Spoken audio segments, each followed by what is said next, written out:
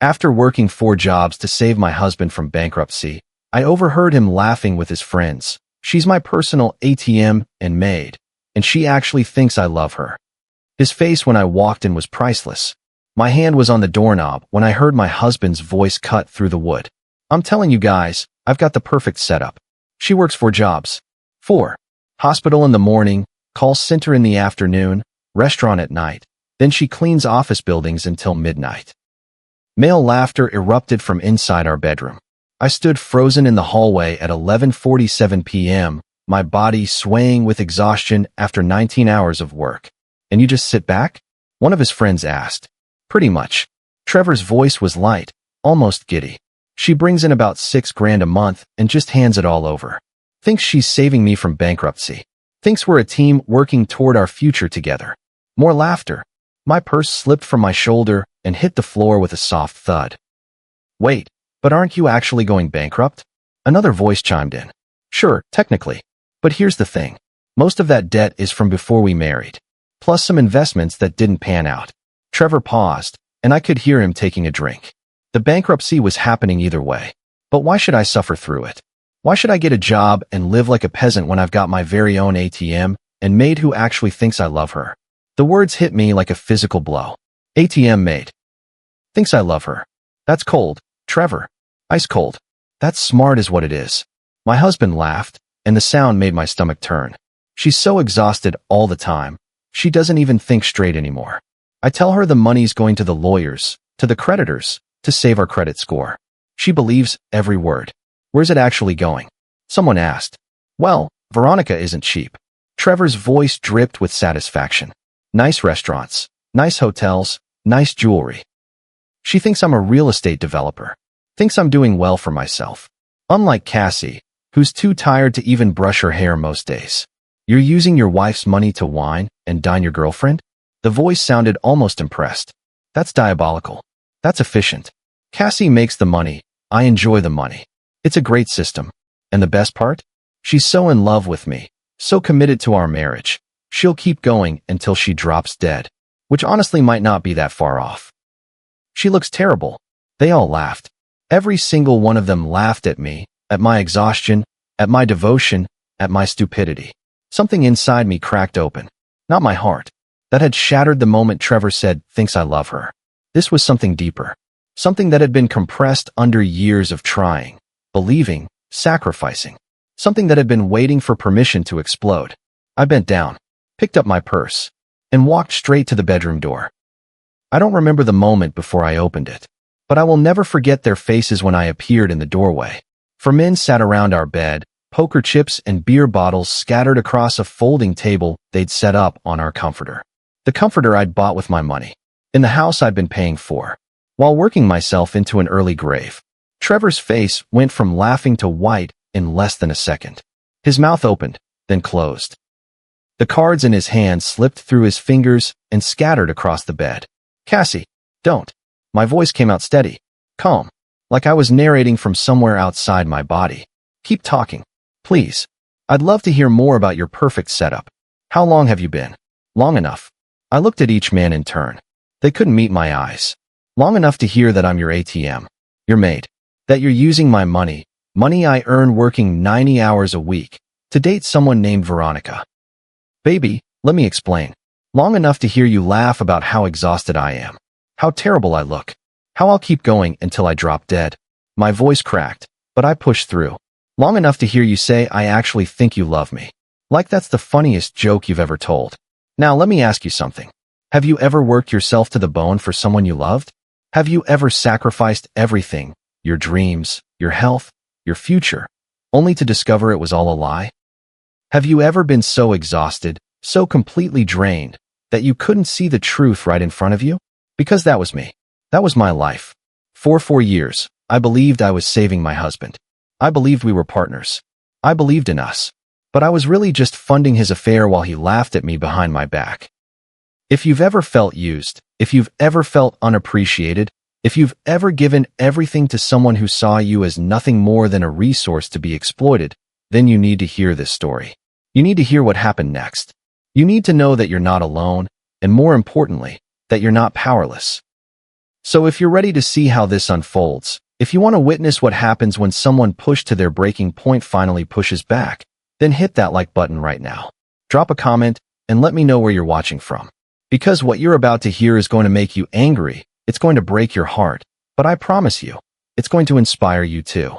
This is the story of how I lost everything and found myself. Let me take you back to the beginning. 3 months earlier, I had been standing in almost the same spot, in almost the same exhausted state, except then I still believed the lies. It was a Tuesday. I remember because Tuesdays were my longest days. I woke up at 4 in the morning to the sound of my phone alarm, the generic beeping that had become the soundtrack of my life. My body ached before I even moved. My feet throbbed from yesterday's restaurant shift. My back screamed from bending over to clean office floors until midnight. My eyes felt like someone had poured sand into them. But I got up anyway, because that's what I did. That's who I was. A woman who got up, who showed up, who worked, who sacrificed, who believed.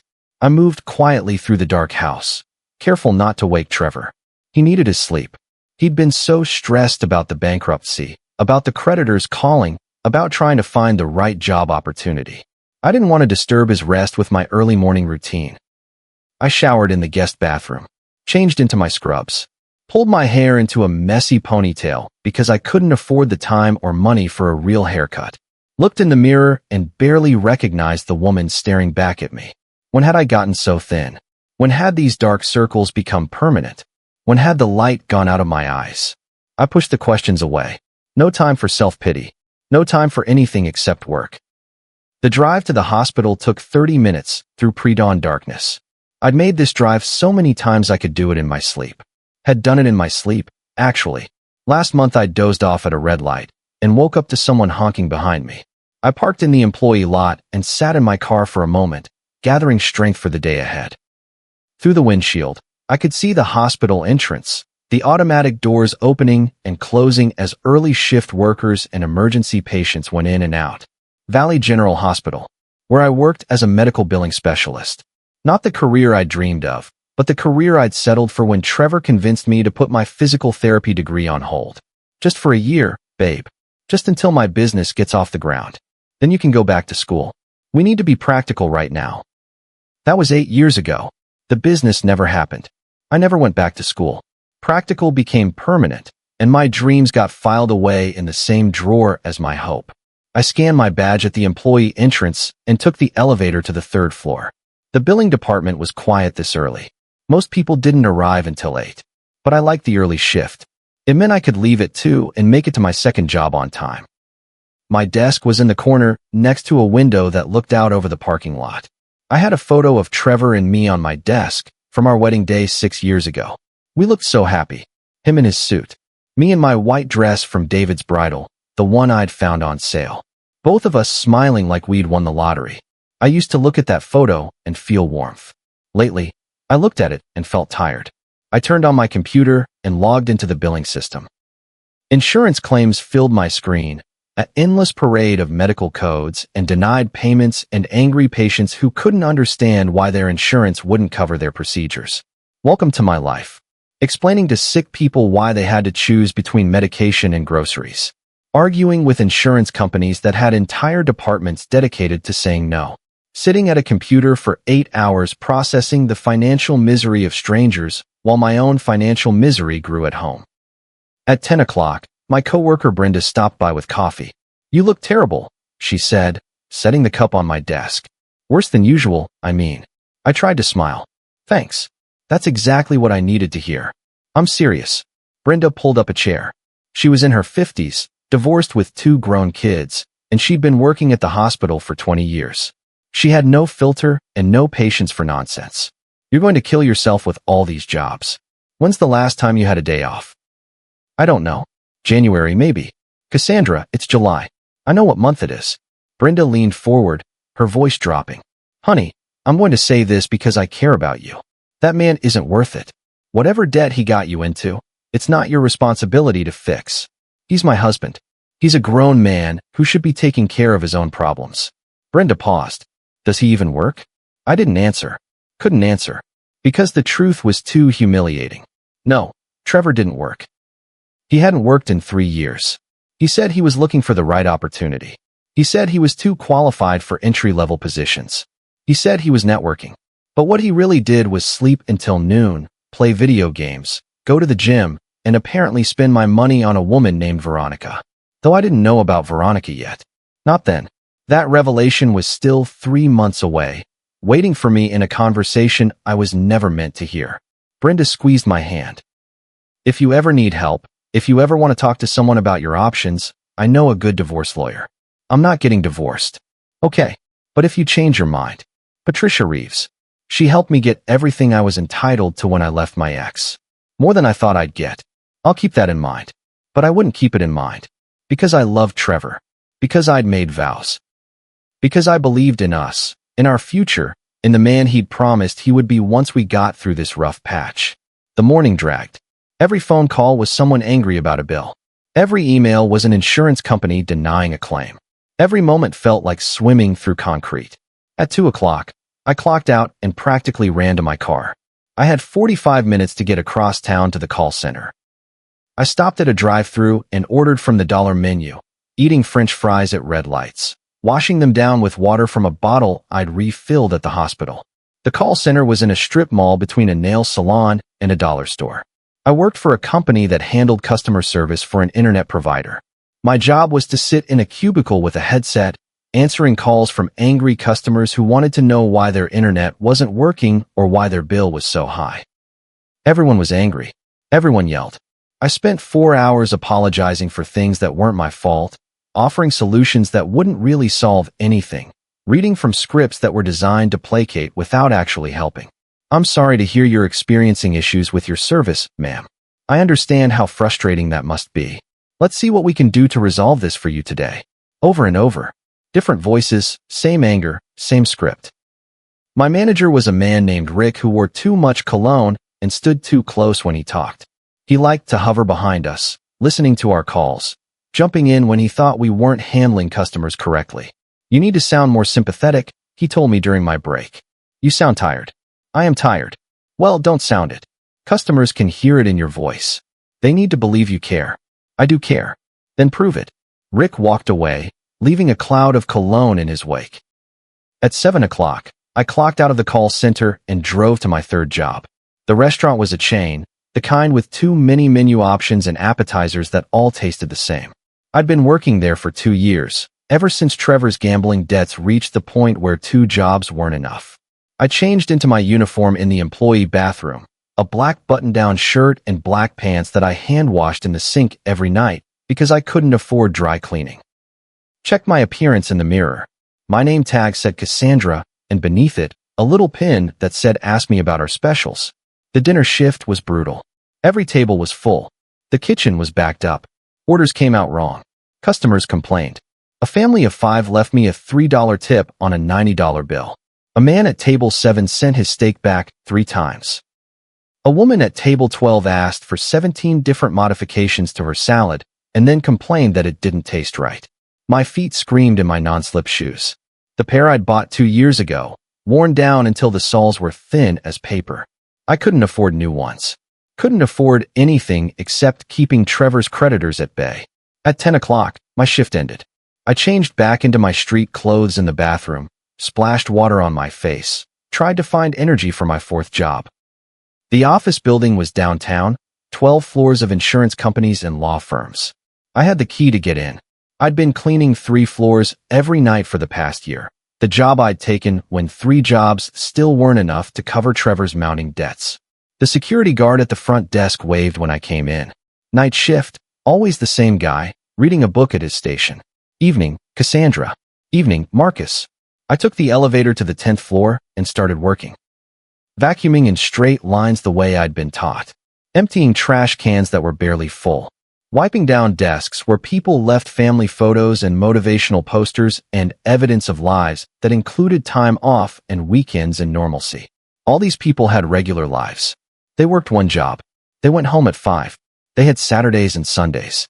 They had time to put photos on their desks, to care about motivational quotes, to be people instead of just workers. I couldn't remember the last time I had a weekend. Couldn't remember the last time I'd seen my mother, gone to a movie, read a book for pleasure, done anything except work and sleep and work again. But it was temporary. That's what I told myself as I vacuumed the 10th floor, then the 9th, then the 8th. This was temporary. Once Trevor got through bankruptcy, once the debts were paid, once we got back on our feet, I could quit these extra jobs. I could go back to just working at the hospital. Maybe even go back to school, finish that physical therapy degree. We could have a normal life. We could have weekends. We could have us again. At 11:30, I finished cleaning and drove home. My hands shook on the steering wheel from exhaustion. Twice I caught myself drifting into the other lane. I cranked down the window, let cold air slap me awake. The house was dark when I pulled into the driveway. Trevor's car was there, which meant he was home. Probably asleep already. He needed his rest. The stress he was under, trying to navigate bankruptcy, trying to find the right career opportunity, it took a toll. At least, that's what I believed then. I let myself in quietly and saw the glow of the TV in the living room. Trevor had fallen asleep on the couch. An empty pizza box sat on the coffee table. $30 pizza from the fancy place downtown, the one that used organic ingredients and truffle oil. I'd eaten dollar menu fries for lunch. But I didn't let myself think about that. Trevor deserved small comforts. He was going through so much. The least I could do was let him enjoy a nice meal. I walked past him to the guest room, where I'd been sleeping for the past few months. My back hurt too much to share a bed, I told him. The guest room mattress was firmer, better for my aching muscles. The truth was, I was too tired for intimacy, too exhausted for conversation, too drained to be a wife in any real sense. I was a machine that worked and deposited paychecks and kept the lights on. That's all I had energy for. I set my alarm for 4 in the morning and fell onto the bed fully clothed. Somewhere between laying down and closing my eyes, I fell into a sleep so deep it felt like drowning. And the next day, I did it all again. This was my life. For jobs, 19-hour days. A cycle of exhaustion that never ended, that had no finish line, that kept moving further away every time I thought I was getting close. Hospital, call center, restaurant, cleaning. Repeat, repeat, repeat. I did this for Trevor. For us. For our future. Because I loved him. Because he needed me. Because I believed that love meant sacrifice and partnership meant carrying the weight when your spouse couldn't. I believed so many things that weren't true, but I didn't know that yet.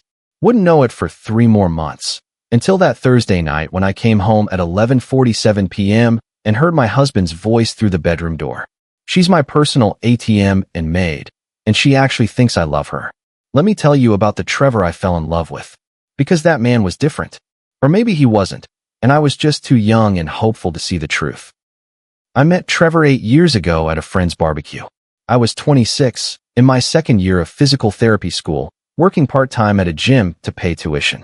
I had a plan for my life. Graduate at 28, get my license, start working at a rehabilitation center, help people recover from injuries and surgeries, make a real difference. I had it all mapped out. And then Trevor smiled at me across a yard full of people, and my map spontaneously combusted. He was handsome in that effortless way some men are. Tall, athletic, with dark hair and light eyes and a smile that made you feel like you were the only person in the world.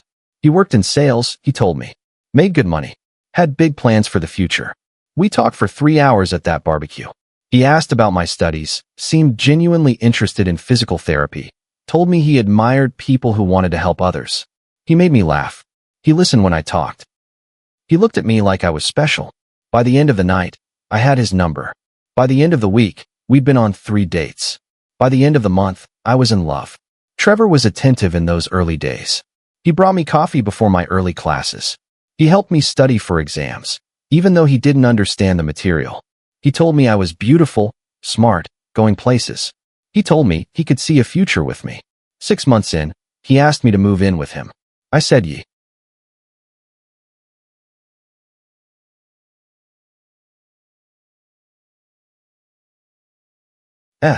My mother wasn't thrilled, wanted me to wait, to finish school first, to be sure. But I was sure. I'd never been more sure of anything. I'm going to marry you someday, Cassie. Trevor said it on the night I moved into his apartment. I'm going to give you everything you deserve. I believed him. A year into our relationship, Trevor started talking about starting his own business. He was tired of working for someone else, he said. He had ideas, connections, opportunities. He just needed capital. Needed time to put the pieces together. Would you be okay if I quit my sales job? Just for a little while. Just to focus on getting the business off the ground. I hesitated. I was still in school, still working part-time, still barely making ends meet. But Trevor was so excited, so confident. And I loved him. Wanted to support his dreams the way he supported mine. Okay. But just for a little while. Just for a little while, he agreed. He quit his job the next week. The business was going to be a consulting firm, he said. He had clients lined up. It was just a matter of setting up the infrastructure, getting everything legal and official. Months passed. The business never materialized. There were always reasons. The client backed out. The partner flaked. The market wasn't right. The timing was off. Meanwhile, I was carrying both of us financially on my part-time gym salary and student loans. We were behind on rent. Behind on utilities. I was eating ramen and peanut butter sandwiches while Trevor talked about his next big idea. Baby, I know this is hard. Trevor held me while I cried over our mounting bills. I know you're stressed. But I promise, this is temporary. Once the business takes off, you'll never have to worry about money again. What if you got a job? Just part-time? Just until things pick up with the business? His face changed. Went cold. You don't believe in me. That's not what I'm saying. That's what it sounds like. I'm working my ass off trying to build something for us, and you want me to give up and work at some minimum wage job? No, I just thought. You know what? Forget it. I'll figure it out. I always do. Don't worry your pretty little head about it. And somehow, I ended up apologizing. Apologizing for suggesting he contribute financially. Apologizing for not believing in him enough. Apologizing for being stressed about not being able to pay rent. This was the first warning sign. But I didn't see it. Or I saw it and made excuses. He's just stressed. He's just scared. He's just trying to build a future for us. A year later, Trevor proposed. It wasn't elaborate. He couldn't afford elaborate. But he got down on one knee in our tiny apartment and asked me to be his wife, and I said yes because I loved him and because I believed things would get better. I need to pause school for a bit. I told my academic advisor 2 months before the wedding. Just for a year or so. Financial reasons. You only have 3 semesters left, Cassandra. You've come so far. I know. But my fiancé is starting a business, and we need to be practical right now. I'll come back. I promise. That was 7 years ago. I never went back. We got married at the courthouse with 2 witnesses we pulled from the waiting area. I wore a dress I found at a consignment shop. Trevor wore a suit he borrowed from a friend. We couldn't afford a honeymoon, couldn't afford a reception, could barely afford the marriage license. But we were married. We were a team. We were going to build a life together. I got a full-time job at Valley General Hospital in medical billing. It wasn't what I wanted, but it paid the bills. Trevor was still working on his business, still having meetings, still promising that everything was about to turn around. 2 years into our marriage, Trevor came home crying. I'd never seen him cry before. He sat on our couch, head in his hands, shoulders shaking. Baby, what's wrong? I messed up. I messed up so bad. What happened? I have debts. Gambling debts. I thought I could win it back. Thought I could make enough to finally get the business going. But I lost. I lost everything. How much? He told me a number that made my stomach drop. $40,000. 40,000. Trevor, how? I'm sorry. I'm so sorry. I was trying to help us. Trying to get us ahead. And now I've made everything worse. He cried harder. I held him. Comforted him. Told him we'd figure it out together. This was the second warning sign. The moment I should have asked harder questions. Should have demanded to see the full picture. Should have protected myself. But I didn't. Because he was my husband. Because I'd made vows. Because I believed that marriage meant facing problems together. I took on a second job at the call center. Started working 50 hours a week instead of 40. We'll get through this, I told Trevor. We're a team. A year later, the debts had grown. Somehow, despite my working 2 jobs, despite every penny going toward payments, the number kept getting bigger. 40,000 became 60,000. Credit cards I didn't know existed. Loans I'd never heard of. Trevor filed for bankruptcy. Said it was the only option. Said we had to do it to save our future. I believed him. And I took on a 3rd job at the restaurant. Because the bankruptcy lawyer needed to be paid. Because the creditors still called. Because someone had to keep us afloat. Then a 4th job, cleaning offices at night. Because 3 jobs weren't enough. Because the bills kept coming. Because Trevor said we were so close to getting through this. Just a little more, just a bit longer. And I worked. I worked until my feet bled. Until my back screamed. Until I forgot what it felt like to be rested, to be happy, to be anything other than exhausted. I gave up seeing my mother because I couldn't afford the gas to drive across town. I gave up my gym membership because I couldn't afford the monthly fee. I gave up buying new clothes, getting haircuts, going to the dentist. I gave up everything except work and sleep and the belief that I was saving us. Meanwhile, Trevor slept until noon. Went to the gym every day on a membership I didn't know he had. Ordered expensive takeout. Bought new clothes. Lived a comfortable life funded entirely by my destruction. And I didn't see it. Couldn't see it. Was too exhausted to see it. Financial abuse doesn't always look like someone stealing your credit cards or hiding money. Sometimes it looks like someone convincing you that their problems are your responsibility, that their debts are your burden. That love means working yourself to death while they relax. Sometimes it looks like a husband who hasn't worked in 3 years while his wife works 4 jobs. Sometimes it looks like exhaustion used as a weapon to keep you from thinking clearly.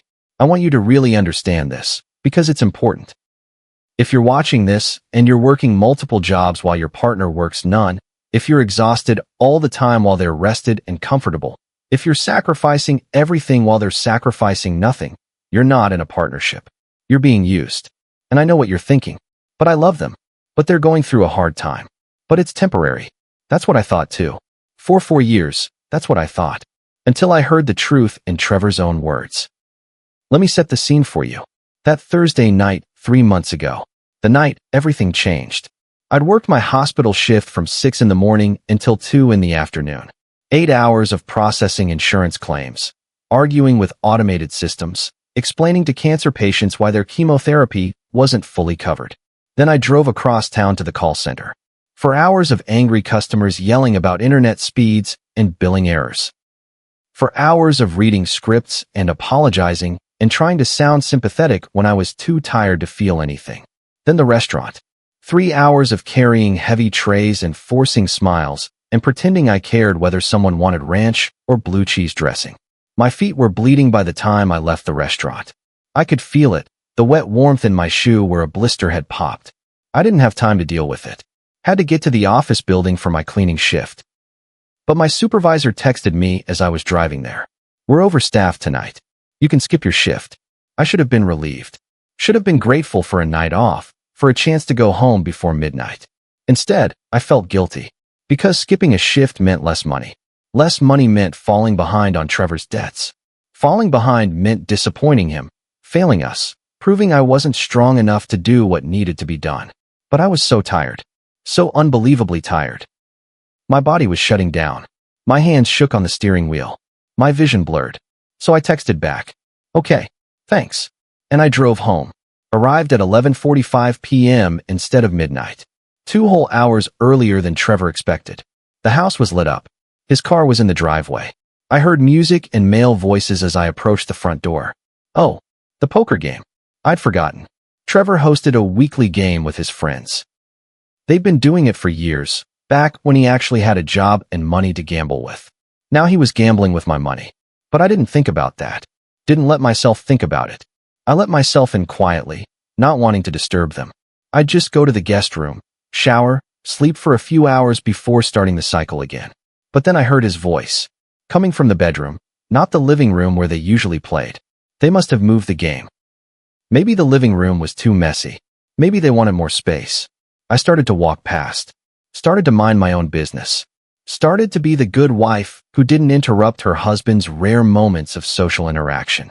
But then I heard the words that stopped me cold. I'm telling you guys, I've got the perfect setup. She works 4 jobs. I froze in the hallway, my hand reaching for the guest room door, but not quite making it. And you just sit back? Pretty much. She brings in about $6,000 a month and just hands it all over. Thinks she's saving me from bankruptcy. Thinks we're a team working toward our future together. The laughter that followed was like knives. Sharp and cruel and careless. My purse fell from my shoulder. The thud should have alerted them. Should have given me away. But they were too drunk, too loud, too comfortable in their mockery to notice.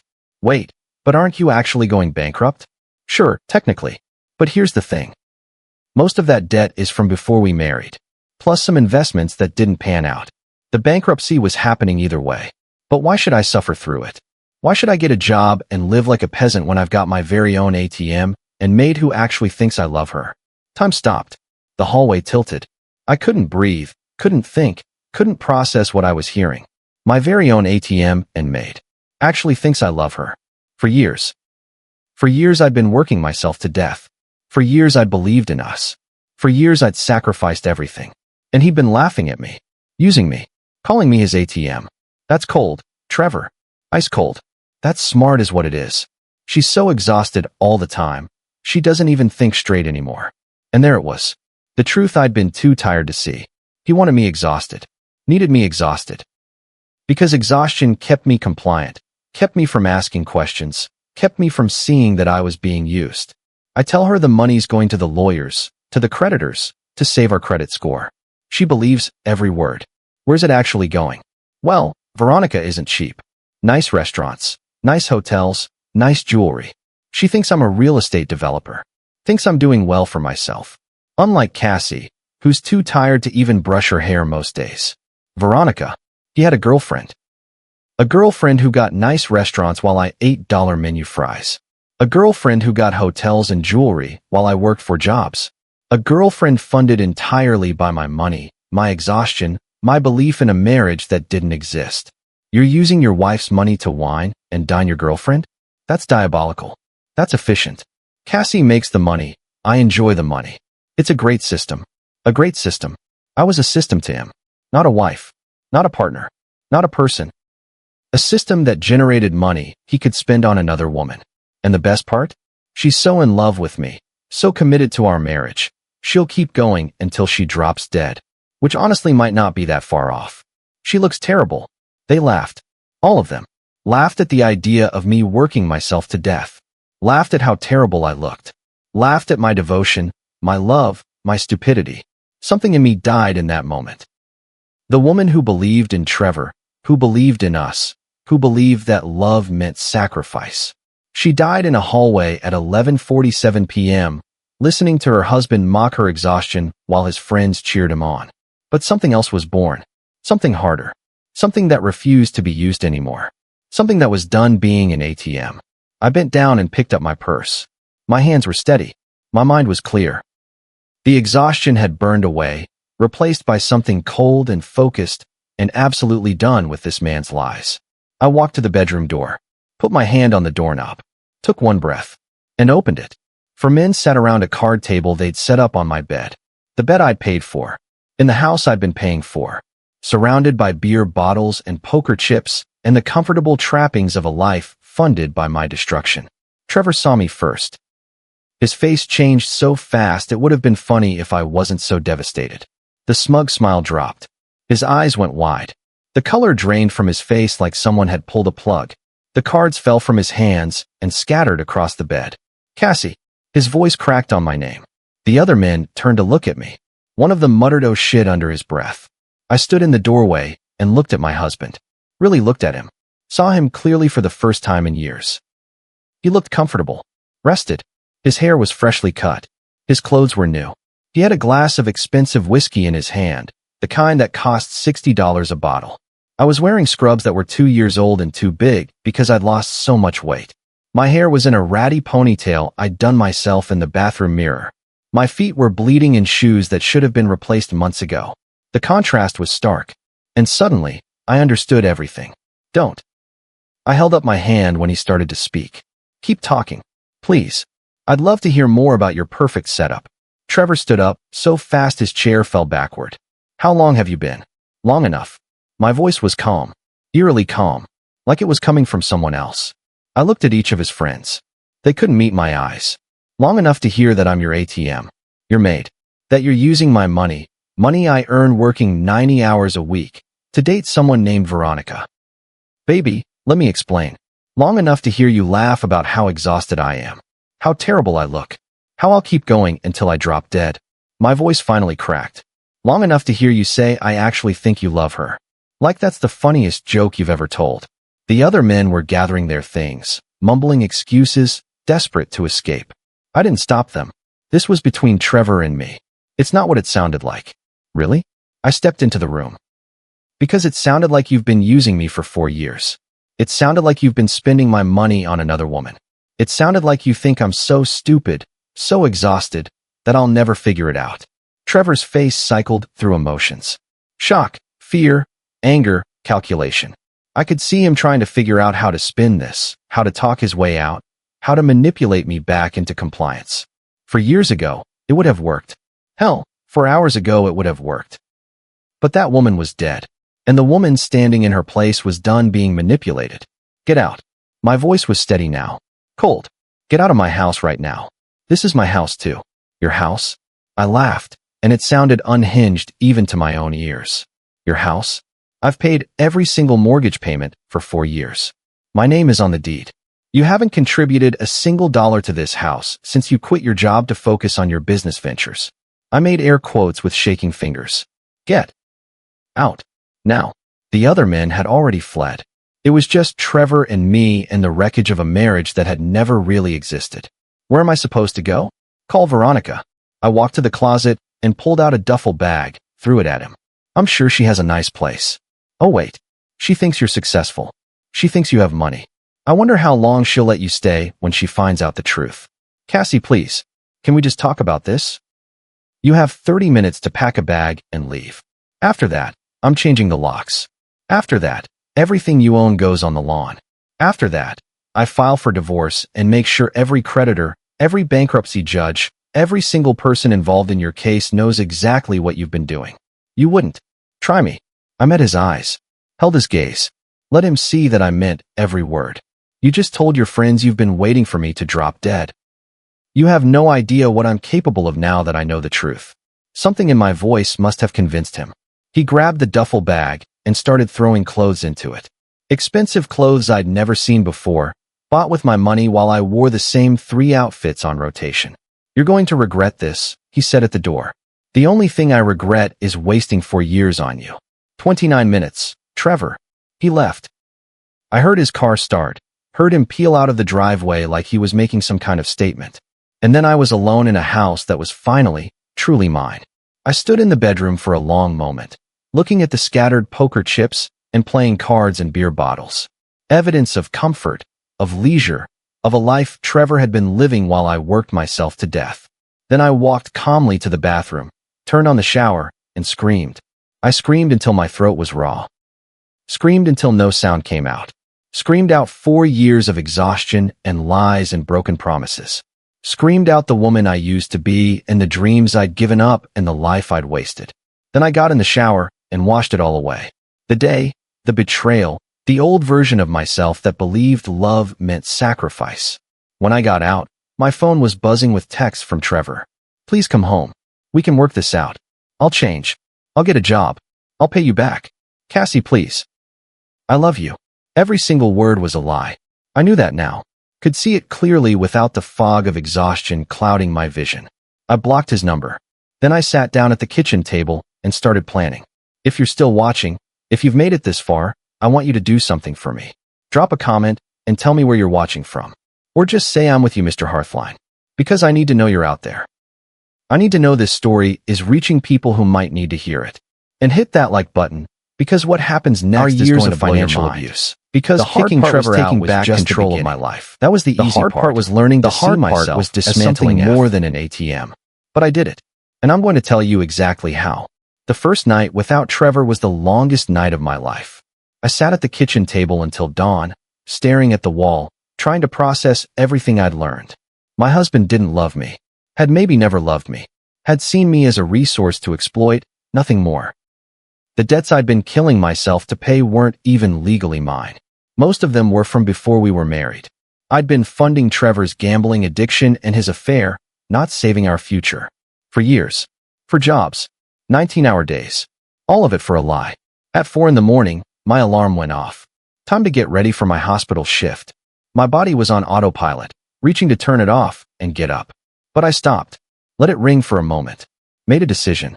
I called in sick. For the first time in 18 months, I called in sick. Then I opened my laptop and started searching. Divorce lawyers. Financial advisors. Bankruptcy law. I needed to understand what I was dealing with, what rights I had, what Trevor had been hiding. I found Brenda's recommendation in my old texts. Patricia Reeves, divorce attorney. I sent an email at 5:47 in the morning, my hands shaking as I typed.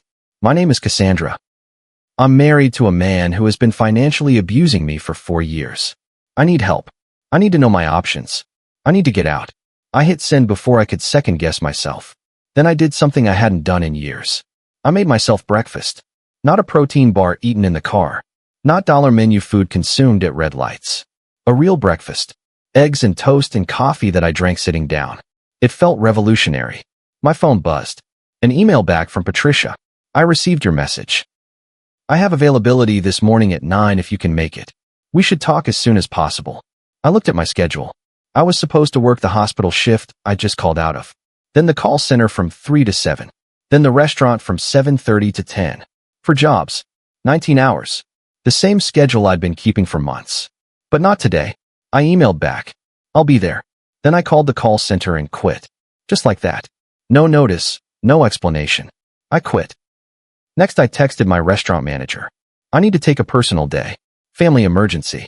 2 jobs down. Just for today. Just to give myself space to think, to plan, to figure out how to untangle myself from Trevor's web. I should have felt guilty. Should have felt irresponsible. Should have worried about the money I was losing. Instead, I felt light. Lighter than I'd been in 4 years. Patricia's office was in a modern building near downtown. I sat in the waiting room at 8:55 in the morning, wearing the only professional outfit I owned that still fit. A black blazer and pants I'd bought for a job interview years ago, back when I thought I'd finish my physical therapy degree. The outfit hung loose on my frame. I'd lost so much weight. Hadn't even noticed until now, seeing myself in the full-length mirror in Patricia's waiting room. I looked sick, gaunt, hollowed out. Cassandra? A woman in her 40s stepped into the waiting room. She had short gray hair and kind eyes and an air of competence that made me want to cry with relief. I'm Patricia. Come on back. I followed her to a small office with a desk and 2 chairs. The walls were covered with diplomas and certificates. There was a photo of Patricia with 2 teenagers, all of them smiling. So, Patricia settled into her chair and picked up a legal pad. Tell me what's going on. And I told her everything. The 4 jobs. Trevor's refusal to work. The debts that kept growing no matter how much I paid. The conversation I'd overheard. The girlfriend named Veronica. The money he'd been stealing to fund a life I knew nothing about. My voice shook at first, but grew steadier as I talked. Patricia listened without interrupting. She took notes in neat handwriting. When I finished, she set down her pen and looked at me directly. First thing, none of this is your fault. You understand that? I nodded, but I wasn't sure I believed it. Second thing, you're in a better position than you think. Did Trevor tell you these were joint debts? He said we needed to pay them together. That we were a team. But did you sign anything? Credit card applications, loan documents, anything like that? I thought back. No. He said he would handle the paperwork. Patricia smiled. It wasn't a happy smile. Then legally, those debts are his, not yours. Gambling debts especially. If you can prove you didn't consent to them, you're not responsible. Really? Really. And if he's been taking money from joint accounts without your knowledge to support an affair, that's financial infidelity. We can use that in the divorce. Divorce. The word hung in the air between us. Final and terrifying and necessary. What do I do now? Patricia pulled out a checklist. First, you separate your finances. Open a new bank account in your name only. Start depositing your paychecks there. Don't tell Trevor. Won't he notice? Probably. But by the time he does, you'll be ready. Patricia continued down the list. Second, you gather evidence. Every text message, every receipt, every bank statement. Document everything. Times, dates, amounts. The more evidence you have, the better. I took photos last night of credit card statements I found in his office. Good. Keep doing that. But be careful.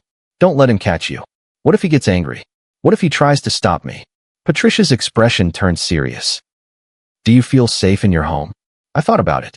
Trevor had never hit me, had never threatened me, but he had manipulated me, had lied to me, had used me. I don't know. If at any point you feel unsafe, you leave.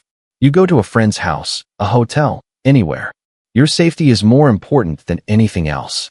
Patricia wrote something on a business card and handed it to me. This is my cell number. You can call me anytime. I took the card. My hand was shaking again. How long will this take? Depends on how cooperative Trevor is. If he fights, it could take months. If he agrees to settle, could be faster. But Cassandra, Patricia leaned forward. You need to prepare yourself. This is going to be hard. He's going to be angry. He's going to try to manipulate you. He might promise to change. He might cry. He might blame you. I know. Do you? Because from what you've told me, you've spent 4 years believing his lies. It's easy to fall back into old patterns when someone you love is hurting. I don't love him anymore. The words came out before I could think about them. But they were true. I don't think I have for a long time. Patricia nodded. Then you're already halfway there. The meeting lasted an hour. When I left, I had a plan. Step-by-step instructions on how to take my life back. It felt overwhelming, but it also felt possible. I sat in my car and opened my banking app. Found the nearest branch for a different bank than the one Trevor and I used. 20 minutes later, I had a new checking account and a new savings account, both in my name only. The banker, a young woman with a sympathetic smile, helped me set everything up. I need this to be completely private, I told her. My husband can't know about these accounts. She didn't ask questions, just nodded and made sure my paperwork was secure. I transferred $800 from the joint account into my new account. It was the amount of my most recent paycheck, the one I deposited 2 days ago. Technically my money, but it felt like stealing. No, not stealing. Taking back what was mine. Then I drove to the call center to make my resignation official. My supervisor, Rick, with his too much cologne and too close standing, tried to convince me to stay. You're one of our best people, Cassandra. Are you sure about this? I'm sure. Can I ask why you're leaving? I looked at him, at his cheap tie and his fake concern and his complete lack of understanding about what my life was actually like. I'm tired. I'm so tired. And I don't want to do this anymore. I left before he could respond. Next stop, the restaurant. I didn't quit. Not yet. I needed to keep that job for now, needed some income while I figured out my next steps. But I requested to drop from 5 shifts a week to 3. The manager, a harried woman named Donna who'd always been kind to me, approved it immediately. Honestly, Cassandra, you look like you need a break.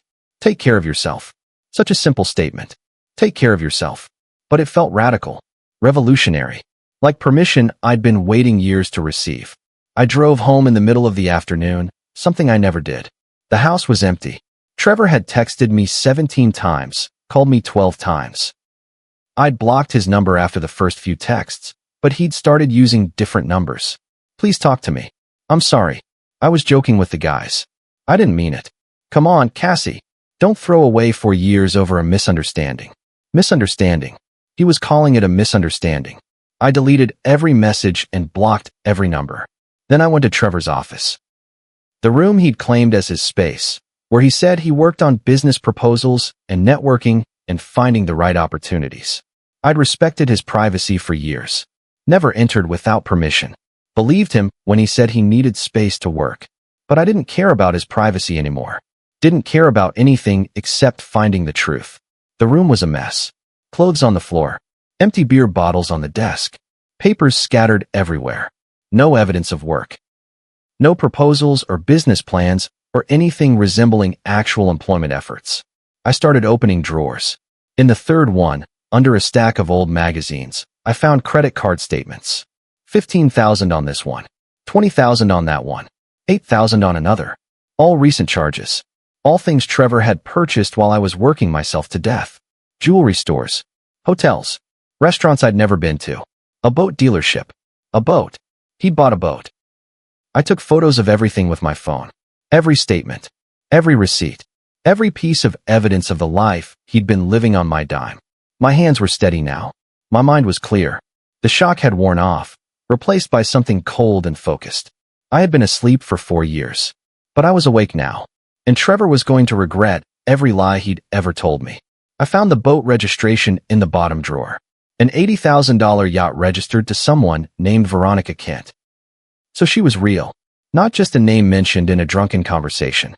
A real woman with a real boat, bought with my real money. I took a photo of the registration. Added it to my growing collection of evidence. Then I kept searching. Found bank statements showing transfers from our joint account to an account in Trevor's name only. Thousands of dollars. Tens of thousands. Money that should have been going to creditors, to bills, to our future. money that had been funding his affair. I photographed everything. Then I put it all back exactly as I'd found it. Trevor couldn't know I'd been looking. Not yet. Not until I was ready. My phone buzzed. An email from Patricia. I've done some preliminary research into your husband's bankruptcy filing. There are some irregularities I'd like to discuss. Can you send me copies of any financial documents you have access to? I sent her everything. Every photo I'd just taken. Every piece of evidence of Trevor's fraud. Her response came back within an hour. This is excellent. This is more than enough to prove financial infidelity and possibly bankruptcy fraud. Keep gathering evidence, but be safe. And Cassandra, you're doing the right thing. I sat on the floor of Trevor's office and let myself feel it. All of it. The betrayal. The rage. The grief for 4 years lost. The shame of being so blind. The exhaustion of carrying someone who'd never intended to stand on his own. I let myself feel it all. And then I stood up, walked out of that office, and got back to work. Because this was war now, and I intended to win. Over the next 3 days, I became a detective in my own life. Every moment Trevor was out of the house, I searched. And he was out of the house a lot, staying God knows where, probably with Veronica, probably spending the last of whatever money he could access. I found more than I expected, and worse than I imagined. There was a second phone. I found it in his car on the third day. He'd asked me to clean his car, offered me $50. $50 of my own money, given back to me like payment for more labor. But I said yes, because I needed access to that car. The phone was tucked in the glove compartment under insurance papers. An older Android model with no password. I opened it with shaking hands. The messages between Trevor and Veronica went back 2 years. 2 years of lies, planning, stolen moments funded by my exhaustion. Miss you already, baby. Veronica had written 3 days ago. Miss you too. Counting down until Friday. Trevor's response. What time can you get away? Noon. I'll tell her I have a job interview. Oh, you're terrible. What if she actually believes you? She always does. She's too tired to question anything. Poor thing. Working all those jobs. I know, right? But it keeps her busy. And it keeps money coming in. You're going to hell. Worth it if I get to see you. I read through weeks of messages. Months. They'd met at a bar where Trevor told her he was an entrepreneur. Told her he was separated from his wife. Told her he was successful. All lies. But Veronica believed them just like I'd believed Trevor's lies. There were photos. Trevor and Veronica at beach resorts. At expensive restaurants. In hotel rooms. She was younger than me, maybe late 20s, with red hair and a bright smile. She looked happy. Looked like someone who thought her life was going exactly right. She had no idea she was dating a con artist who funded their relationship with his wife's money. I photographed everything. Every message. Every photo. Every piece of evidence. Then I put the phone back exactly where I found it. Trevor came home while I was finishing the car. He looked at it, impressed. Wow, babe. This looks amazing. I smiled. Took the $50 he handed me. My own money given back like a tip. Thanks. He went inside. I sat in my car and looked through the photos on my phone. Message after message of Trevor and Veronica planning a future that included my money, but not me. I should have felt destroyed. Should have cried. Should have fallen apart. But I didn't. Because every piece of evidence was ammunition. Every lie was leverage. Every message was another nail in Trevor's coffin. I sent everything to Patricia with a message. More evidence. Found his secret phone. Her response came immediately. This is excellent. This proves premeditation. He was deliberately hiding this relationship and these expenses. Keep it safe. Don't confront him yet. I had no intention of confronting him. Not until I was ready. Not until I had every possible advantage. On day 5, Patricia called me. I've contacted a forensic accountant. His name is George Whitley. He specializes in uncovering hidden assets and financial fraud. I think you should meet with him. Okay. When? Tomorrow if you're available. This is important, Cassandra. If Trevor's been hiding money and assets during bankruptcy proceedings, that's a federal crime. A federal crime. The word should have scared me. Instead, they gave me a grim satisfaction. I'll be there. George Whitley's office was smaller than Patricia's, tucked into a strip mall between a tax preparation service and a chiropractor. He was in his 60s, quiet and methodical, with reading glasses that perched on the end of his nose. We spent 6 hours going through everything. Bank statements, credit card records, receipts, the boat registration. Transfer records. Every piece of financial evidence I'd gathered. George didn't speak much, just made notes in a ledger, occasionally muttering to himself. Finally, he sat back and took off his glasses. Your husband's been running what essentially amounts to a personal Ponzi scheme. What does that mean? It means he's been taking your money, using it to maintain a lifestyle he can't afford, and lying about where it's going. The bankruptcy filing lists debts of approximately $97,000. But according to these records, you've given him close to $240,000 over 4 years. I felt sick. $240,000.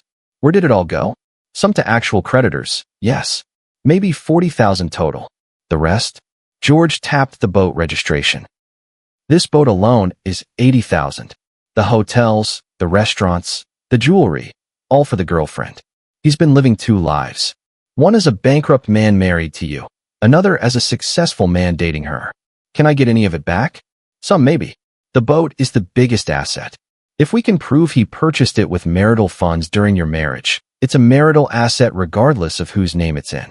We can force its sale, and you'd be entitled to at least half. Possibly more given the circumstances. What about the rest? The jewelry and hotel stays are harder to recover. That money's spent. But the judge isn't going to look kindly on a man who bankrupted himself, used his wife's money to fund an affair, and hid assets from the court. George leaned forward. Cassandra, this isn't just divorce. This is bankruptcy fraud. Asset concealment. Possibly wire fraud if he was transferring money across state lines. The criminal implications are significant. I don't want him arrested. I just want out. I just want my life back. I understand. But you should know you have leverage here. Substantial leverage. I left George's office with a folder full of analysis and documentation.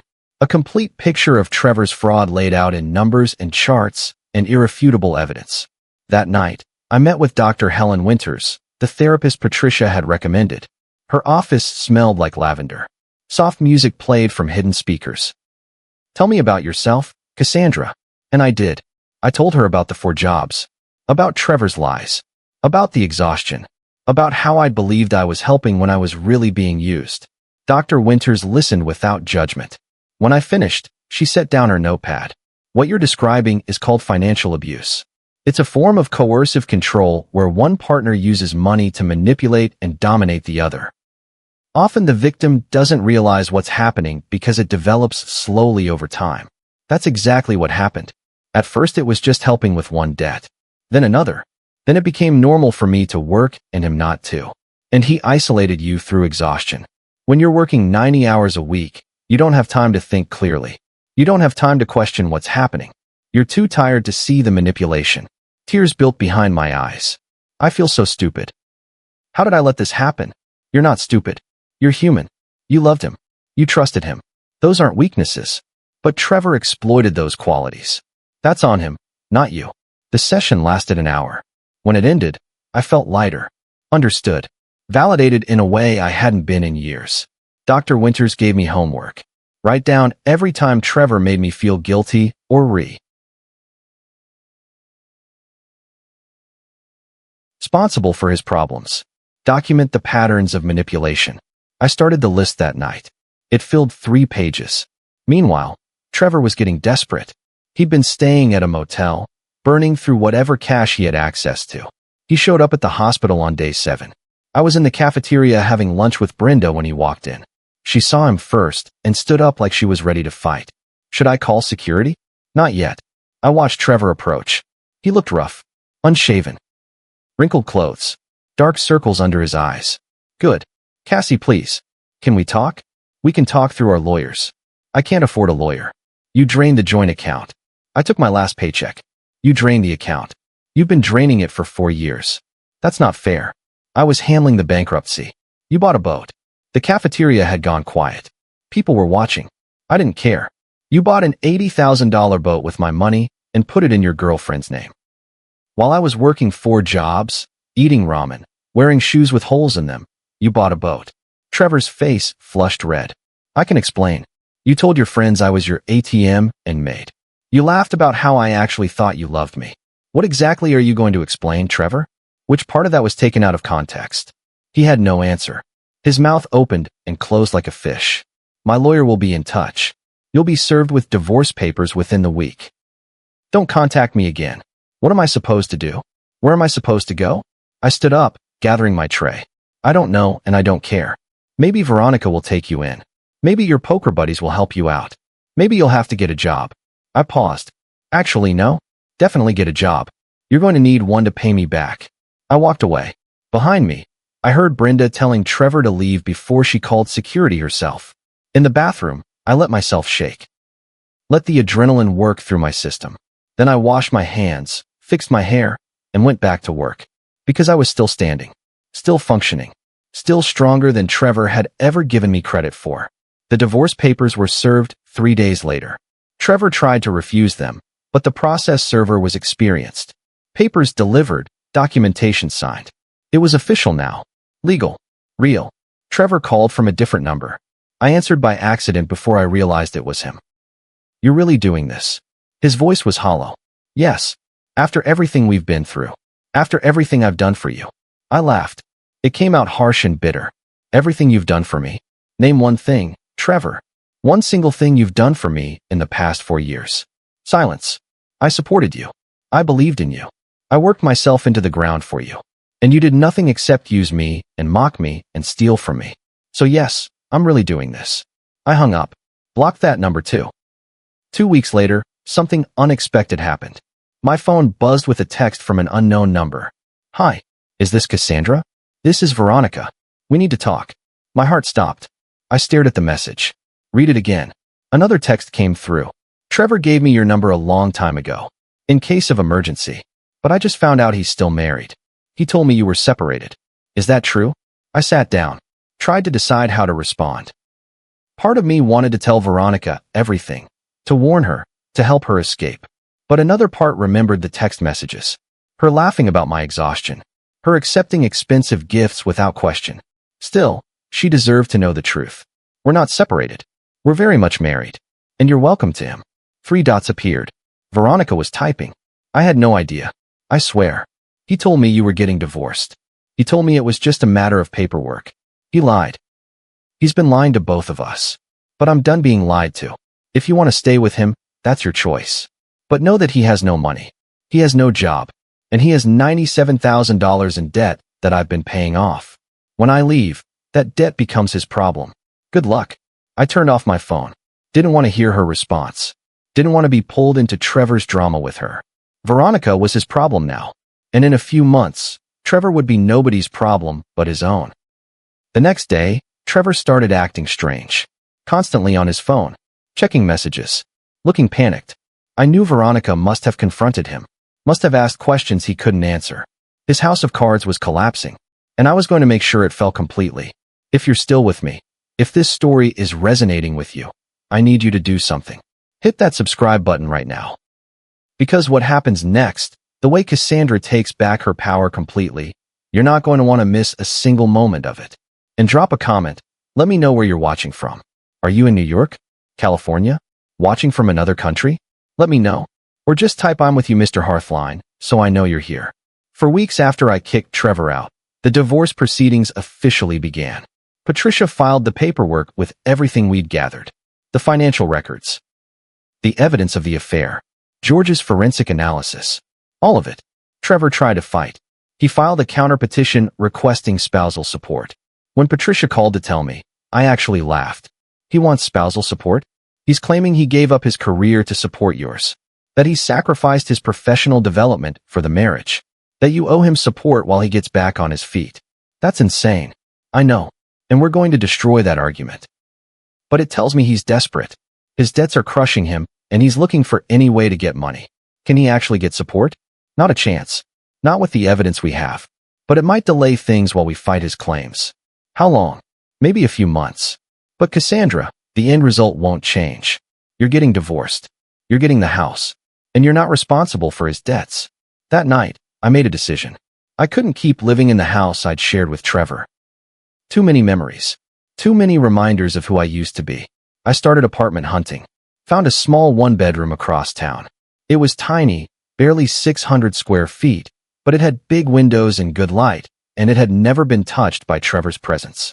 The landlord, an older woman named Mrs. Chun, showed me around. It's not much, but it's clean and safe. It's perfect. How much? $1,200 a month. First, last, and deposit. I did the math. $3,600 up front. I had about $4,000 in my new account from the paychecks I'd been depositing there. I'll take it. Mrs. Chin smiled. You running from something, honey? I met her eyes. Yes, but also running toward something better. Smart girl. I signed the lease that day. Moved in 2 days later with help from Brenda and my mother. My mother had cried when I finally told her everything. Cried for me, for the 4 years I'd lost, for the daughter she'd watched disappear into exhaustion. I'm so sorry I didn't see it, she said as we carried boxes up the stairs. I knew something was wrong, but I didn't want to pry. It's okay, Mom. I didn't want to see it either. But you see it now. Yes, I see everything now. The apartment was sparse. I didn't have much. 1 suitcase of clothes. A few kitchen items my mother donated. A mattress I'd bought on sale. But it was mine. All mine. That first night alone in my own space, I sat on the floor and looked around. No Trevor. No evidence of his existence. Just me and my future and the silence of a space I controlled completely. It felt like freedom. I also made another decision. I quit the cleaning job entirely. Kept the hospital full-time and the restaurant part-time. 2 jobs instead of 4. The difference was immediate. I had time. Actual time. Time to sleep more than 4 hours. Time to eat sitting down. Time to exist as something other than a work machine. My body started to recover. The constant headaches faded. The exhaustion, while still present, became manageable instead of crushing. I could think clearly for the first time in years. And with that clarity came anger. Real, righteous anger at what Trevor had stolen from me. Not just money, time, health, dreams, the woman I could have been. But anger was fuel, and I was going to use every drop of it. The legal battle continued. Trevor fought every step, filing motion after motion, trying to delay, trying to find some angle that would get him money or assets or anything. But Patricia was better. Every motion he filed, she countered with evidence. Every claim he made, she disproved with documentation. The boat was particularly satisfying. Trevor tried to claim it wasn't a marital asset because it was in Veronica's name. George's forensic analysis proved otherwise. Showed exactly when it was purchased, with what money, during what period of our marriage. Showed the paper trail from our joint account to Trevor's personal account to the boat dealership. The judge ordered it sold. Proceeds to be split, with Cassandra receiving 70% due to the circumstances. $80,000 became $56,000 for me. Not everything I'd lost, but something.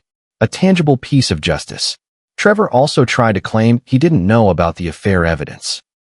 She invaded my privacy. She went through my personal phone without permission. Patricia's response was swift. Your wife found evidence of financial fraud and asset concealment. The affair is relevant because it shows where marital funds were being spent. Your privacy rights don't protect criminal activity. The judge agreed. 6 months after I filed, the divorce was finalized. The terms were clear.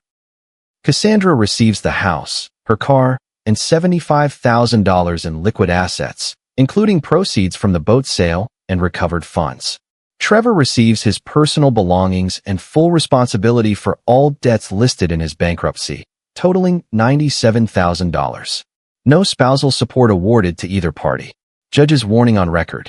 Mr. Barrett, any future fraudulent financial activity will result in criminal charges. This court has shown leniency by not pursuing criminal action for asset concealment and bankruptcy fraud. Don't test that leniency. I sat in the courtroom and listened to the judge's ruling. Felt the finality of it. The legal dissolution of a marriage that had been emotionally dead for years. Trevor sat across the courtroom looking destroyed. Good. When it was over, Patricia shook my hand. You did it. We did it. No. Patricia smiled. You did this. You found the courage to leave. You gathered the evidence. You stood up for yourself. I just helped with the paperwork. Thank you. For everything. You're welcome. And Cassandra? You're going to be okay. Better than okay. I believed her. With the divorce final and money in my account, I made a decision I'd been putting off for years. I enrolled in school. Online classes to finish my physical therapy degree. The community college had an evening program. 2 classes a week, online lectures I could watch on my schedule. It would take 3 years to finish. But I had time now. Had energy now. I registered for Anatomy and Physiology 2 and Introduction to Rehabilitation Science. My first class was on a Tuesday night. I sat at my tiny kitchen table with my laptop and logged into the virtual classroom. 20 other students appeared on screen, most of them younger than me, but a few closer to my age. Welcome, everyone. The professor was a woman in her 50s with kind eyes. I'm Dr. Martinez. Let's go around and introduce ourselves. Tell us your name and why you're pursuing physical therapy. One by one, students introduced themselves. Recent college graduates, career changers, people who'd been injured and wanted to help others. Then it was my turn. I'm Cassandra. I'm 34. I started this degree 10 years ago and had to pause for financial reasons. I'm back now because I finally can be. I want to be a physical therapist because I know what it's like to be broken. And I want to help other people find the strength to heal. Dr. Martinez smiled. Welcome back, Cassandra. I have a feeling you're going to be excellent at this. The class was challenging. My brain was rusty from years of not studying. But I loved it. Loved learning again. Loved working towards something that was mine, not Trevor's, not anyone else's. For the first time in years, I felt like myself. I also started to rebuild other parts of my life. Called my mother weekly instead of avoiding her out of shame and exhaustion. Met Brenda for coffee on Sundays. Started reading again, books I chose because I wanted to, not because I had to. Small things. But they felt revolutionary. Dr. Winters and I continued therapy. Twice a month. Unpacking years of manipulation and control. You're doing remarkably well, she said during one session. Most people take years to recover from this type of abuse. You're thriving after just 6 months. I don't always feel like I'm thriving. That's normal. Healing isn't linear. You'll have good days and bad days. But the trajectory is upward. You're rebuilding your life on your terms. I guess I am. During one of our Sunday coffee dates, Brenda mentioned her brother. Owen's moving back to town next month. He's a teacher, recently divorced. Nice guy? I'm not interested in dating. I'm not suggesting you date him. Just meet him. As friends. Two people who understand what it's like to untangle from a bad marriage. Brenda, I'm barely untangled myself. Which is why I said as friends. No pressure. Just coffee. Something in her tone made me pause. What happened with his marriage? His ex-wife cheated with his best friend. Then tried to take his dog in the divorce. His dog? Mr. Pickles. A beagle with anxiety issues. Owen fought for custody harder than most people fight for their kids. I laughed despite myself. He fought for dog custody? And won. Mr. Pickles lives with him now, and they're both in therapy. The dog is in therapy? The dog has anxiety. Brenda grinned. So yeah, Owen's kind of perfect for you. You both have baggage and therapy appointments. I'm not ready. Just think about it. I did think about it. Thought about what it might be like to talk to someone who understood betrayal from the inside. Someone who knew what it felt like to have your life dismantled by someone you trusted. 3 weeks later, I agreed to meet Owen for coffee. Just coffee, I told Brenda. As friends. No expectations. We met at the same coffee shop where Brenda and I had our Sunday ritual. Owen was already there when I arrived, sitting at a corner table with a nervous-looking beagle at his feet. He stood when he saw me. Tall, maybe 6'2", with brown hair going gray at the temples and kind eyes behind wire-rimmed glasses. Cassandra? Owen. He smiled. It was a good smile. Warm and genuine. And this is Mr. Pickles. The beagle looked up at me with sad eyes and whimpered. He's anxious about meeting new people. Owen reached down and pet the dog. It's okay, buddy. She's nice. I sat down. Owen sat across from me. Mr. Pickles positioned himself between Owen's feet and continued looking anxious. So, Owen folded his hands on the table. Brenda told me your ex-husband was a piece of work. My ex-wife cheated with my best friend and then tried to take my dog in the divorce. We both have trust issues and probably shouldn't date anyone for a long time. I laughed. Actually laughed, real and genuine. Your dog? Mr. Pickles. He's a beagle with severe anxiety. She didn't even like him. She just wanted to hurt me. Owen shook his head. I got custody, obviously. He's my emotional support beagle now. We talked for 3 hours. About divorces and betrayals and the strange process of rebuilding a life from scratch. About trust and therapy and whether it was possible to ever believe in people again. Owen was a high school history teacher. He loved his job, loved his students, loved teaching. His ex-wife had cheated because she said he was boring. Too stable. Too predictable. She wanted excitement. Drama. Apparently my best friend provided that. I'm sorry. Don't be. I'm better off. He looked at me directly. Brenda mentioned you worked 4 jobs while you were married. I can't even imagine how you survived that. I didn't really. I just existed. Moved from one shift to the next. I survived because I didn't have a choice. And because somewhere deep down, I knew it couldn't last forever. How did it end? I walked in on him telling his friends I was his personal ATM and Maid. That I actually thought he loved me. Owen winced. That's brutal. His face though? His face when I walked in and he realized I'd heard everything? That almost made the 4 years worth it. Almost. Almost. We became friends. Real friends. Met for coffee weekly. He introduced me to Mr. Pickles properly, and the anxious beagle eventually decided I was safe.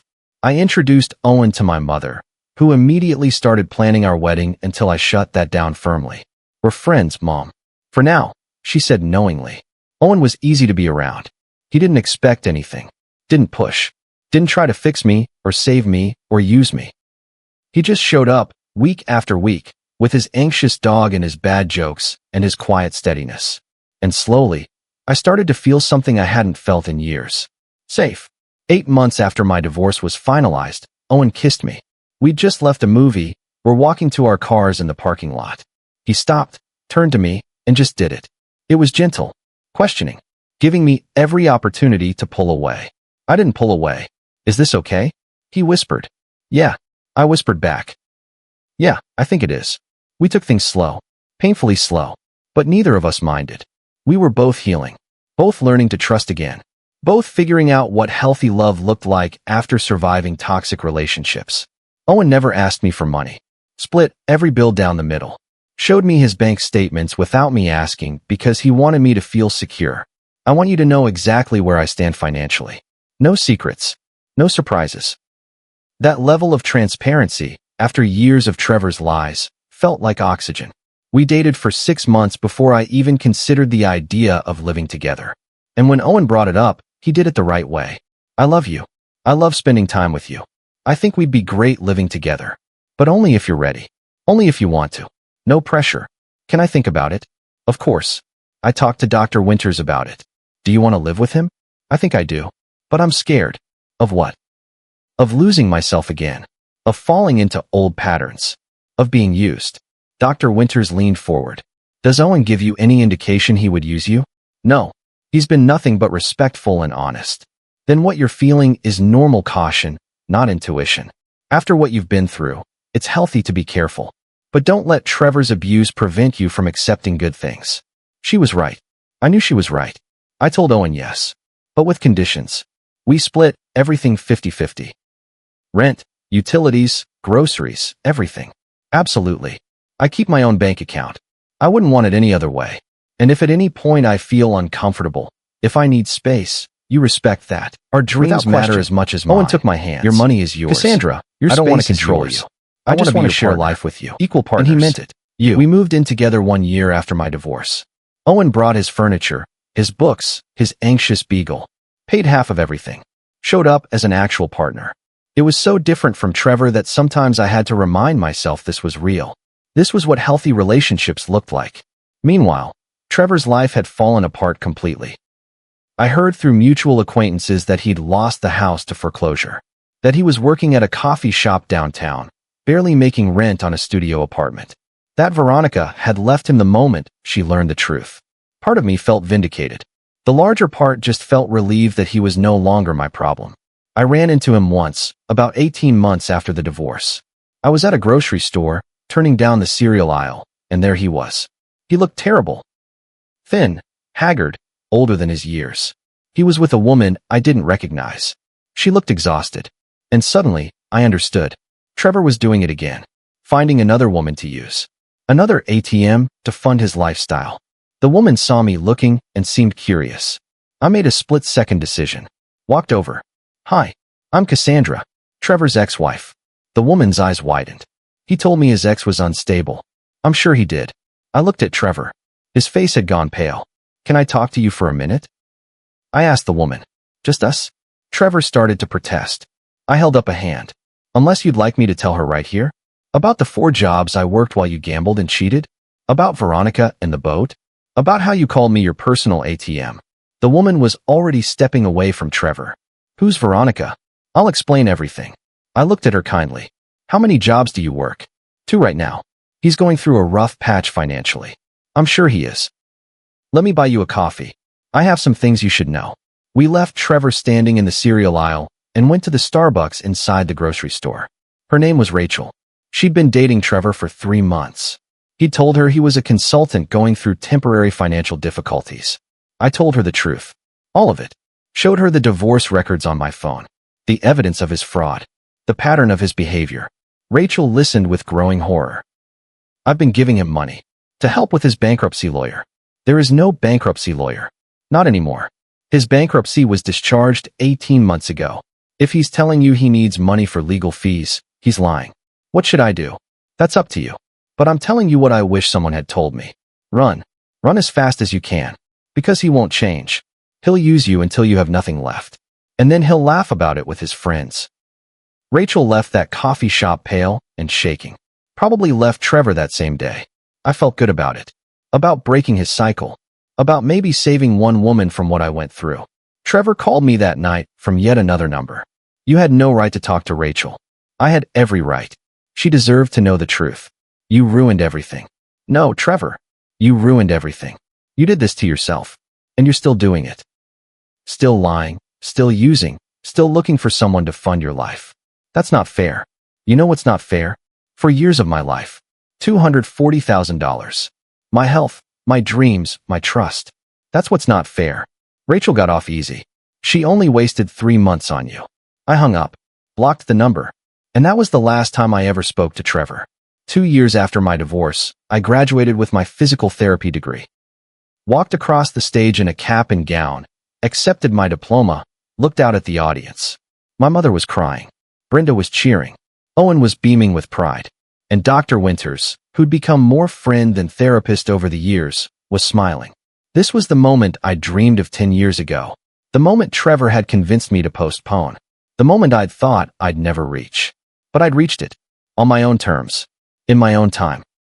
After graduation, I interviewed at 3 hospitals and 1 rehabilitation center. The rehab center, Phoenix Rehabilitation Center, specialized in trauma recovery. The name felt like fate. Phoenix rising from the ashes. The director, a woman named Dr. Patel, interviewed me personally. Your grades are excellent. Your references are glowing. But I want to know why Phoenix specifically. Why trauma recovery? I know what it's like to be broken. I know what it takes to rebuild yourself from nothing. I know the strength required to heal from trauma, and I want to help others find that strength in themselves. Dr. Patel studied me. You've been through something significant. Yes. Do you feel ready to work with patients dealing with their own trauma? I do. Because I'm on the other side now. I've done the work. I know the path.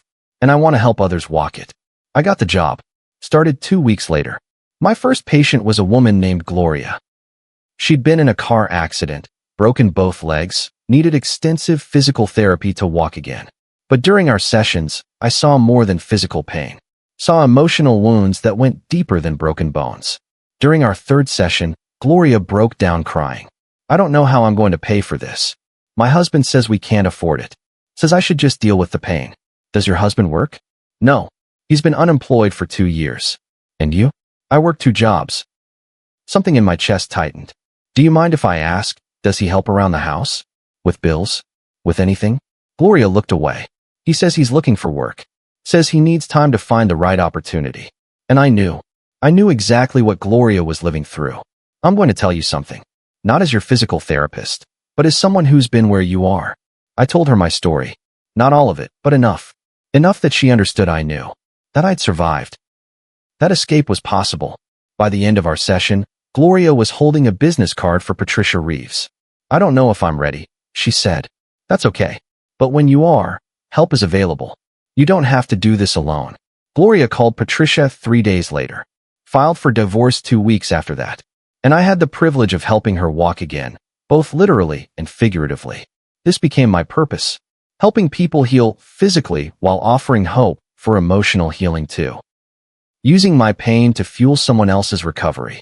3 years after my divorce, Owen and I got married. Small ceremony, just close friends and family. Nothing elaborate, just honest. Our vows were about partnership, respect, equality, support. Your dreams are as important as mine. Owen said, holding my hands. Your voice matters. Your needs matter. I promise to show up as your equal partner every single day. I promise to never lose myself again.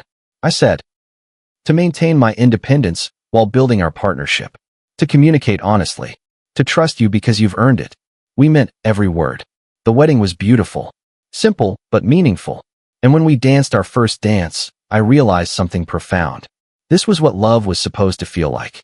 Light, easy, mutual, not the crushing weight of Trevor's needs, not the exhaustion of being someone's solution, not the constant anxiety of never being enough. Just two whole people choosing each other. 5 years after I overheard Trevor calling me his ATM, I was promoted to senior physical therapist at Phoenix. I supervised new graduates, trained incoming staff, spoke at conferences about trauma-informed care. My supervisor, Dr. Patel, called me into her office. You've built something remarkable here, Cassandra. Patients request you specifically. Your outcomes are exceptional. Your mints rave about you. Thank you. We'd like you to develop a program, specifically for patients dealing with trauma recovery. Physical therapy combined with mental health support. You design it, run it, build it from the ground up. It was everything I'd ever wanted professionally. A chance to institutionalize what I'd been doing informally. To help people heal completely, not just physically. I said yes. The program launched 6 months later. We called it the Phoenix Rising Initiative. Physical therapy combined with therapy, support groups, financial counseling, legal resources. Everything I wished I'd had when I was in the depths of Trevor's abuse. The program was successful beyond our projections. Patients healed faster, more completely. They left not just physically recovered, but emotionally stronger. And I got to witness it. Got to be part of their journeys. Got to watch people find their strength. It was the best revenge. Taking my pain and turning it into purpose. Taking what Trevor stole and using it to help others. One evening, 5 years and 3 months after everything changed, I came home to find Owen cooking dinner. Mr. Pickles, now older and slightly less anxious, was asleep on the couch. How was your day? Owen asked, stirring pasta. Good. We had 3 new patients start the Phoenix program today. That's wonderful. I sat at the kitchen table and watched my husband cook. Watched him move around our kitchen in our house that we both paid for. Sometimes I still can't believe this is real. Owen looked over. What do you mean? This. Us. A partnership where both people contribute. Where both people care. Where no one's being used. He came over and kissed my forehead. This is what it's supposed to be like. This is normal. What you had before was the aberration. I know. But I'm grateful every day that I got out. That I found this. Me too. That night, after dinner, I sat down at my laptop. I'd been thinking about writing down my story for months. Not for publication, just for processing. But lately I'd been wondering if sharing it might help others. I started typing. My hand was on the doorknob when I heard my husband's voice cut through the wood. I wrote for 3 hours. Wrote everything. The 4 jobs, the exhaustion, the overheard conversation, the evidence gathering, the divorce, the rebuilding. Wrote about Dr. Winters and Patricia and George. About Brenda and my mother and their unwavering support. About Owen and Mr. Pickles and learning to trust again. Wrote about Gloria and the other patients I'd helped. About breaking cycles. About turning pain into purpose. When I finished, I had 20,000 words. A complete account of the worst and best years of my life. I sent it to Dr. Winters. Her response came the next morning. This is powerful. Have you considered publishing it? This could help so many people. I hadn't. But maybe I should. 6 months later, my story was published in an online journal about surviving abuse. The response was overwhelming. Hundreds of comments from people who saw themselves in my story, who were living what I'd lived, who needed to know escape was possible. I'm working 4 jobs while my partner works none. I'm exhausted all the time and can't think straight. I thought I was the only one. I didn't know this was abuse. Each comment broke my heart and filled it simultaneously. Because yes, there were people suffering. But now they knew they weren't alone. Now they had a roadmap. I started getting emails. People asking for advice. For resources. For hope. And I answered every single one. Shared Patricia's name and Dr. Winters' contact information. Shared warning signs and exit strategies and the truth that it wasn't their fault. Turn my pain into a lighthouse for others lost in the same darkness. Now, here's what I need you to understand. If you've watched this whole story, if you've stayed with me through every painful moment and every triumphant one, you're here for a reason. Maybe you see yourself in my story. Maybe you're working too many jobs for someone who works none. Maybe you're exhausted and can't see clearly. Maybe you're being called someone's ATM. Or maybe you know someone who's living this. A friend, a sister, a daughter who's slowly disappearing into someone else's needs. This is what I want you to know. Love doesn't exhaust you. Real love energizes you. Real partnership means both people contribute. Both people sacrifice. Both people show up. If you're the only one working, the only one trying, the only one sacrificing, you're not in a partnership. You're being used. And it's not your fault. Abusers are skilled at manipulation, at making you feel responsible for their problems, at using your love and compassion against you. But you have power, more power than you know. You can open a new bank account. You can call a lawyer. You can gather evidence. You can leave. It won't be easy. It'll be the hardest thing you've ever done. But I promise you it's worth it. Because on the other side of that fear is freedom. On the other side of that exhaustion is rest. On the other side of that abuse is a life that's completely yours. I found that life. And if I can do it, so can you. So here's what I'm asking. If this story resonated with you, if it helped you see something you needed to see, if it gave you even a small amount of hope, help me share it. Hit that like button right now. Smash it. Because every like helps YouTube show this video to someone who needs it. Subscribe to Mr. Hearthline Stories. Because we're building a community here. A community of people who know their worth, who refuse to be used, who support each other in breaking free. And drop a comment. Tell me where you're watching from. Are you in Texas? Florida? Watching from Canada or the UK or Australia? Let me know. Or just type "I'm with you, Mr. Hearthline." Let me know you're here. Let me know you're listening. Let me know you matter. Because you do matter. Your exhaustion matters. Your dreams matter. Your life matters. And you deserve so much more than being someone's ATM. Share this video.